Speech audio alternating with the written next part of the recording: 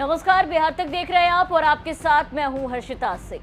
क्या एनडीए में नीतीश के साथ होगा खेल? क्या जेडीयू को बीजेपी नहीं देगी 16 सीटें? क्या नीतीश कुमार को करना होगा बीजेपी के आगे त्याग? क्या बिहार में होगा महाराष्ट्र वाला खेल? बिहार में एनडीए के बीच चल रही सीटों की खींचतान के बीच ये तमाम सवाल बिहार की राजनीति में उठ रहे हैं। महागठबंधन के साथ एनडीए में भी सीटों को लेकर के भयंकर नाराजगी का दौर चल रहा है और उदाहरण में चिराग पासवानी है, जिन्होंने बीते दिन मोदी की रैली से दूरी बनाकर बिहार की राजनीति में कई तरह के सवालों को जन्म दे दिया। नीतीश की एंट्री के बाद से एनडीए में सीट बंटवारे का फॉर्मूला लगभग फंसता दिख रहा है। इसी बीच अब बिहार में सीट बंटवारे का महाराष्ट्र फॉर्मूला को लेकर के खूब चर्चा हो रही है। अब क्या है ये फॉर्मूला, वो समझिए। इसका मतलब ये हुआ कि नीतीश कुमार को सीटों का त्याग करना होगा, बीजेपी के आगे नीतीश को बड़ा दिल दिखाना होगा। वो कैसे? तो वो ऐसे समझिए कि महाराष्ट्र में बीजेपी का कहना है कि एकनाथ शिंदे के पास कम विधायक होने के बावजूद उनको सीएम बनाया गया। ऐसे में उन्हें कम लोकसभा सीटों पर कॉम्प्रोमाइज करनी होगी। अब इसी तरह से बिहार में भी यही शर्त बीजेपी नीतीश कुमार के सामने रख सकती है। जो जेडीयू से बचकर सीटें आएंगी उस पर बीजेपी खुद चुनाव लड़ेगी या फिर उनके जो सहयोगी दल हैं, एनडीए के जो साथी हैं, जो नाराज चल रहे हैं, उनको कुछ सीटें देकर के मनाएगी। बची सीटों पर 3 अन्य सहयोगियों को एडजस्ट करने का काम करेगी। माना जा रहा है कि चिराग पासवान और उनके चाचा पशुपति पारस दोनों को 6 सीटों पर एडजस्ट किया जाएगा।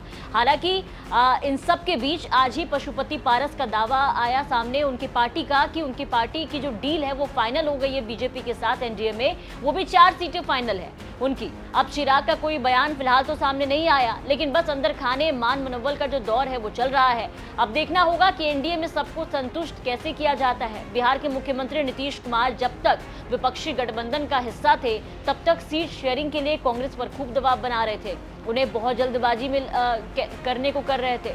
लेकिन एनडीए में आने के बाद आप देखिए कि वही नीतीश कुमार हैं जो बिल्कुल शांत हैं। अब उन्हें कोई हड़बड़ी नहीं है। वैसे तो मुख्यमंत्री नीतीश कुमार आजकल इंग्लैंड के दौरे पर हैं, मगर बिहार में सीट बंटवारे के महाराष्ट्र फॉर्मूले की खूब चर्चा हो रही है। वहीं लोकसभा चुनाव के लिए बीजेपी ने अपनी पहली लिस्ट जारी कर दी है। इस लिस्ट में 195 उम्मीदवारों के नाम हैं, लेकिन इसमें महाराष्ट्र और बिहार शामिल नहीं है। महाराष्ट्र और बिहार की किसी भी सीट पर प्रत्याशी इसलिए नहीं उतारा गया क्योंकि दोनों ही राज्यों में सीट शेयरिंग अभी नहीं हुई है। इन दोनों ही राज्यों में सीट शेयरिंग पर मत्थापच्ची चल रही है और इसी को लेकर के कहा जा रहा है कि अब बिहार में भी महाराष्ट्र वाला खेल हो सकता है। बीजेपी ये शर्त नीतीश कुमार के सामने रख सकती है। हालांकि आने वाले दिनों में क्या होगा ये कहना बहुत ही मुश्किल है।